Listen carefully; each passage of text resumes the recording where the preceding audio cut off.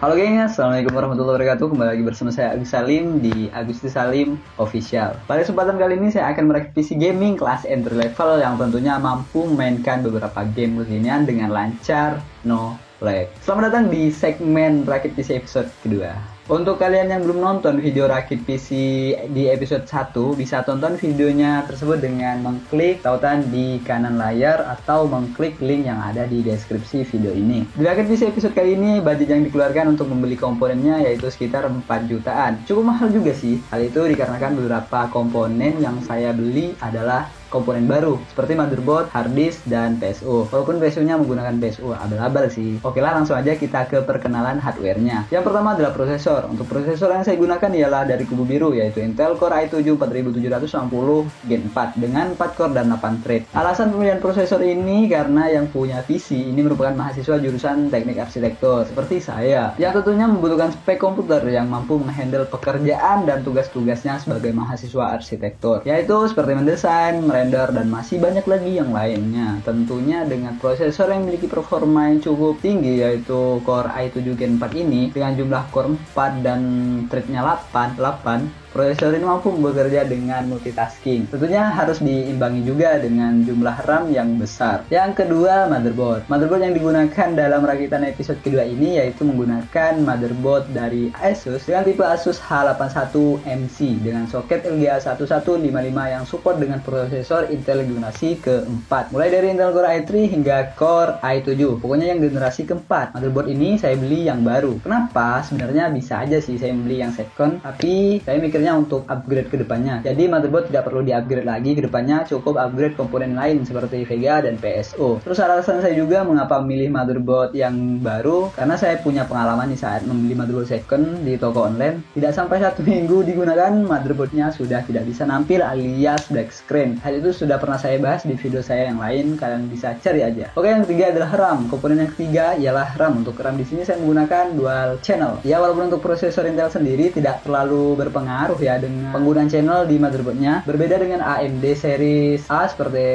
AMD APU seperti A8, A6, A10 itu sangat memerlukan full slot channel RAM untuk memaksimalkan performa prosesornya. Untuk RAM sendiri di sini saya menggunakan dual channel RAM yang berbeda kapasitasnya, yaitu masing-masing kapasitasnya 8 GB dan 4 GB yang sama-sama DDR3 dengan kecepatan yang sama juga yakni PC1280. Mungkin kalian akan bertanya kenapa nggak pakai 2x8 GB aja bang, biar seimbang. Nah begini gengs, kenapa saya memilih 4GB dan 8GB, kenapa nggak sama-sama 8GB aja gitu ya? Dikarenakan budget dari teman saya ini cukup terbatas ya gengs, dan kebetulan juga saya punyanya 4GB, jadi saya hanya beli yang 8GB aja. Dan orangnya ini mintanya cepet gitu, jadi kalau nunggu uangnya terkumpul dulu biar bisa beli yang 8GB juga akan lama sekali, sedangkan orangnya butuh cepat. Ya mendingan pakai aja dulu yang ada. Lagi pula dengan RAM 12GB ini menurut saya udah sangat sesuai lah, karena kan biasanya laptop gaming itu RAM bawaannya hanya 8GB saja. Seperti laptop Asus TUF Gaming yang sudah pernah saya bikin video tentang rangkuman laptop gaming murah dengan harga di bawah 10 jutaan. Dari kelima video yang saya ulas tersebut, rata-rata kapasitas RAM bawaan yang diberikan hanya sekitar 8GB saja. Dan untuk itu saya akan berikan 5 rekomendasi laptop gaming murah pada tahun ini yang tersedia di wilayah Indonesia tentunya. Asus TUF Gaming VX505GD strip R5597T. Laptop ini hadir dengan prosesor Ryzen 5 3550H yang diimbangi RAM 8GB sehingga mampu menjalankan. Nah, untuk kalian yang belum menonton video saya tersebut bisa cek link di deskripsi video ini. Nah, untuk harga RAM yang 4GB ini ialah seharga 185.000 dan yang 8GB adalah 350.000, hampir 400.000 kurang 10.000. Lanjut yang keempat ialah hard disk. Untuk hard disk di sini saya menggunakan hard disk dari Seagate dengan kapasitas yaitu 250GB. Hard disk ini adalah hard disk saya yang sudah lama tidak terpakai. Untuk harga hard disk 250GB ini sendiri adalah sekitar 100 ribuan. Sedangkan yang saya sarankan untuk kalian ialah hard disk dari WD Blue dengan kapasitas 500GB seharga 180.000. Sebenarnya 250GB ini terlalu kecil ya. Terlebih lagi teman saya ini adalah mahasiswa arsitektur yang kadang file desainnya aja bisa belum lagi dia juga suka main game dan gonta-ganti game gitu, yang tentunya memerlukan kapasitas hard disk yang sangat luas. Tapi nggak apa-apa, sembari menunggu uangnya terkumpul untuk membeli hard disk yang kapasitasnya lebih besar, bisa menggunakan harddisk yang ini saja dulu gitu. Yang penting hidup aja komputernya dan gamenya juga lancar. Tentu cukup lah untuk 2-4 bulan ke depan gitu harddisk 250 GB ini. Yang kelima power supply. Kemudian yang kelima ini ialah power supply atau PSU. Untuk PSU di sini saya menggunakan PSU merek kaleng-kaleng dari Imprion 550 watt yang sudah ada lampu RGB-nya di dalam dan include 6 pin power untuk VGA dengan harga 255.000. Mungkin kalian bakal komen, "Bang, itu PSU-nya kok pakai itu?" "Bang, PSU-nya tolong bang, ntar meledup isinya." Bang. Gini ya geng, saya juga nggak mau beli PSU ini, tapi berhubung budget kita terbatas nih karena sebagian besar kan dialokasikan ke prosesor dan motherboard serta RAM. Jadi orangnya bilang daripada nggak hidup ya nggak apa-apa, mendingan yang ini aja. Lagian PSU ini juga menurut saya kuat-kuat aja dan saya udah pernah pakai PSU ini kurang lebih 2 tahunan dan sampai sekarang aman-aman aja. Kuat-kuat aja dipakai bermain game, ngedit, render video, animasi, dan kadang nggak saya matiin gitu komputer ini selama 24 jam. Itu sering banget kalau udah ada deadline tugas dan alhamdulillah sampai sekarang saya ngomong nih aman-aman aja gitu. Namun buat kalian yang merasa keberatan atau ragu dengan PSU ini, di sini gue saranin untuk menggunakan PSU dari Aerocool yang udah 80 plus gold dan harga sekitar 500 ribuan, atau kalian juga bisa menggunakan PSU dari Coolmaster MW 450 watt 80 plus dengan harga yang kurang lebih sama. Yang keenam, VGA. Komponen yang terakhir dan yang paling vital dalam PC dengan tanda kutip gaming ialah VGA-nya. Tidak akan ada gunanya sebuah PC dengan spek yang udah mumpuni tanpa adanya VGA yang mendukung. Dipastikan PC tersebut akan hambar ibarat makanan tanpa garam. Rasanya kalian pasti pernah ngerasa makanan tanpa garam gitu gimana kan? Hambar kan? Ya kayak gitu rasanya kalau nggak ada VGA di komputer. Begitu juga dengan VGA ini. Hal itu mengibaratkan seberapa penting VGA ini untuk sebuah komputer. Nah, untuk VGA yang digunakan dalam merakitan PC di episode kali ini ialah dari kubu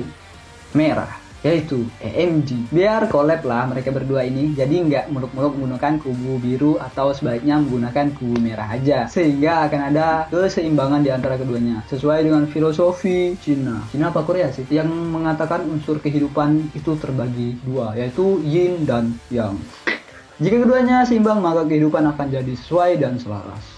Ya, kok jadi kemana-mana ini? Untuk VGA-nya sendiri saya menggunakan VGA dari HIS R250 2GB DDR5 dengan 6 pin power. Nah, untuk yang saya sarankan ke kalian ialah VGA GTX 1050 dari Zotac, atau kalau pakai dari AMD bisa menggunakan dari RX 500 dengan harga yang kurang lebih sama, yaitu 800-an ribuan aja. Untuk RX 550 nambah dikit lah, 200 ribu. Yang ketujuh, casing PC. Casing komputer ini sendiri random ya, bebas aja. Sedangkan pada rakitan PC episode kedua ini saya menggunakan casing bekas PC yang saya beli dari toko komputer dengan harga 50.000. Casing ini kedepannya bisa kalian upgrade dengan menggantinya dengan casing yang sudah tempered glass agar bisa dipasangkan fan RGB biar makin kece kalian punya PC. Setelah bahan-bahan dalam perakitan PC ini siap, sekarang langsung ke tahap perakitannya. Cara perakitannya ya kurang lebih sama dengan di episode pertama, namun mungkin ada beberapa perbedaan. Seperti pada episode pertama kan tidak ada VGA. Nah, di video rakit PC episode kedua ini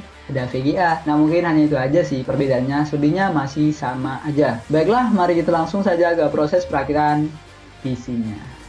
Langkah pertama, silakan kalian pasangkan prosesor ke slot prosesor yang ada di motherboard. Jangan sampai terbalik ya. Caranya kalian cukup sesuaikan paskan tanda panah yang di prosesor dengan tanda panah yang di motherboard. Setelah prosesor terpasang, lanjut ke tahap kedua. Lanjut dengan memberikan pasta thermal di atas prosesornya. Nggak usah banyak-banyak, cukup sebesar biji jagung atau secukupnya aja. Bisa mengikuti takaran seperti yang saya lakukan ini. Kemudian pasangkan fan prosesornya ke prosesor yang sudah diberikan pasta tadi. Lalu kunci fan tersebut dan juga pasangkan kabel fan ke soket fan yang ada di motherboard. Lanjut dengan memasangkan RAM ke slot RAM yang ada di motherboard. Di sini saya menggunakan 2 keping RAM, yaitu 8GB plus 4GB.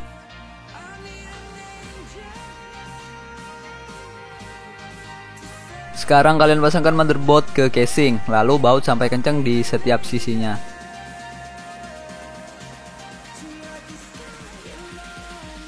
Setelah motherboard dipasang ke casing, lanjut sekarang kalian pasangkan PSU ke casingnya juga.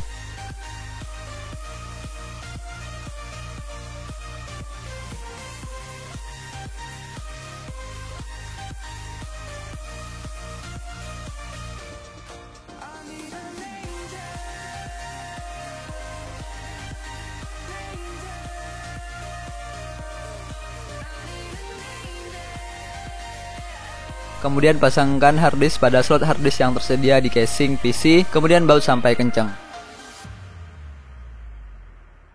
Selanjutnya colokkan kabel SATA harddisk ke soket SATA yang ada di motherboard.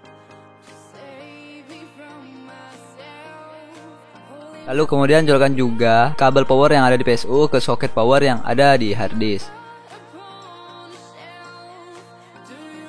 Lalu baru deh kalian pasangkan VGA ke soket VGA yang ada di motherboard dan kemudian baut hingga kenceng.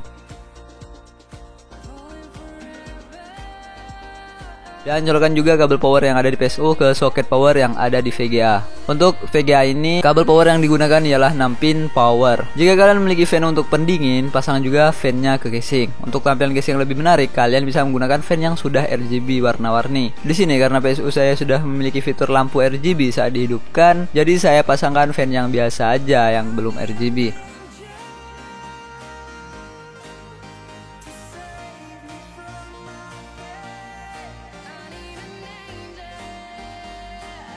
Tahap terakhir, silahkan kalian lakukan manajemen kabel agar PC kalian terlihat lebih rapi dan tidak berantakan. Untuk saya, pengaturan kabel dan peletakannya sebagian besar saya simpan pada bagian belakang casing. Karena berada di belakang casing membuat tampilan PC saya lebih rapi dengan tidak banyak kabel yang berseliweran di dalamnya. Setelah kalian mengikuti langkah-langkah yang saya jelaskan tadi dengan benar, seharusnya PC rakitannya akan bisa hidup dengan sebagaimana mestinya. Dengan catatan seluruh komponen yang kalian gunakan dalam perakitan ini adalah komponen yang masih baik. Sekarang mari kita tes PC rakitan episode kedua ini dengan menggunakan software Cinebench R15. Sebelum kemudian kita akan tes bermain beberapa game. Saya telah melakukan 6 kali pengetesan dengan menggunakan software Cinebench R15 ini dan didapatlah angka sebagai berikut. Untuk OpenGL didapatlah nilai rata-rata yakni sekitar 107, sedangkan untuk CPU-nya mendapatkan nilai rata-rata 745.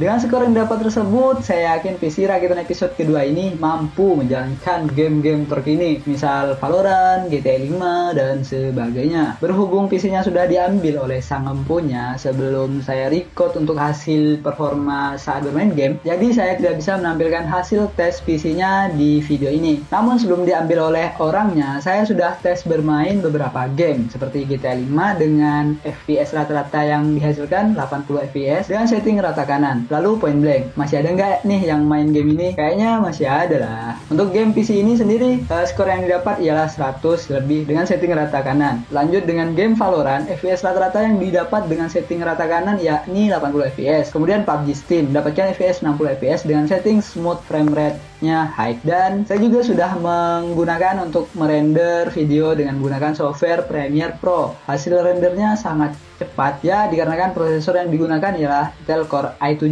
Gen 4 dengan 4 core dan 4 thread, membuat render video jadi ngebut. Apalagi jika kalian menggunakan VGA seri tertinggi seperti GTX 1600-an ke atas, jangan ditanya. Saya juga menggunakan PC ini untuk render video di Lumion software render 3 dimensi atau 3D. Anak arsitek pasti tahu lah software apa ini. Karena render pada software ini sebagian besar menggunakan VGA, jadi saya tidak bisa terlalu membanggakan hasilnya karena percuma aja jika prosesor yang tinggi tapi VGA-nya masih standar dan hasil yang dapat ya cukup lumayan. Untuk PC rakitan kali ini, kalian anak arsitek bisa menggunakan racikan dari saya ini untuk merakit PC buat nugas atau mengerjakan proyeknya. Dijamin lancar ya. Oke. Nah, sampai juga di akhir video ini. Cukup panjang memang dan mungkin kalian juga udah bosen dengan omongan saya. Mudah-mudahan enggak ya. Pasti dalam hati kalian bosen bang. Begini ya gengs, saya membuat video rakit PC episode kedua ini sudah cukup lama untuk recordnya, sekitar 1 tahun lalu. Dan skripnya sudah saya ketik sejak lebaran Idul Adha kemarin, sekitar bulan Juni atau Juli gitu. Dan baru selesai sekarang di bulan Desember. Cukup ngarit memang, tapi ya begitulah. Begitu padatnya jadwal saya. Udah kayak orang sibuk. Sombong amat. Banyak banget kerjaan sehingga saya baru bisa menyelesaikan video ini hari ini. Dan saya juga lupa kemarin kalau ini belum di-upload gitu. Oke. Nah, terima kasih untuk kalian yang sudah stay di channel ini dari awal sampai sekarang. Tetap stay, jangan bosan karena kedepannya saya akan lebih banyak berbagi informasi dan tutorial yang insya Allah berguna untuk kita semua. Khususnya di bidang teknologi dan informasi. Ya gengs, saya Agus Salim selaku admin di channel ini pamit undur diri. Sampai jumpa di video saya selanjutnya. Jika ada pertanyaan atau kurang jelas bisa komen aja di bawah atau DM Instagram saya di @agussalimofficial. Terima kasih sudah menonton. Sampai jumpa di video saya selanjutnya. Terima kasih nonton. Jadi Pintar bersama Agus Salim Official.